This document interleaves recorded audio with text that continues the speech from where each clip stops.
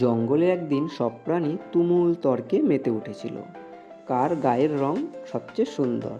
ময়ূর তার সবুজ নীল উজ্জ্বল পালক ছড়িয়ে বলল, আমার চেয়ে সুন্দর এই জঙ্গলে আর কে আছে।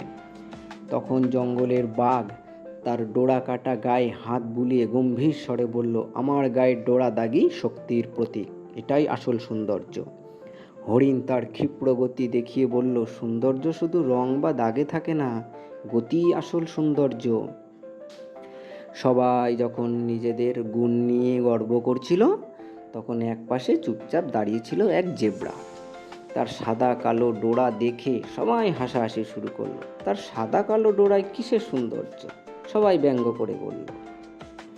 হঠাৎ জঙ্গলে এক শিকারী এসে হাজির হলো। তাকে দেখে সব প্রাণী দিক বেদিক জনশূন্য হয়ে ছোটাছুটি করলো, কিন্তু জেব্রার দল ঘাবড়ে গেল না।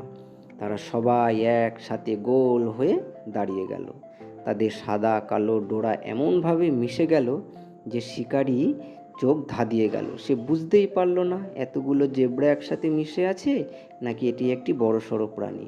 শিকারী কিংকর্ত বেমুদুর হয়ে পড়ল, আর সেই সুযোগে জেব্রারা নিরাপদ দূরত্বে পালিয়ে গেল।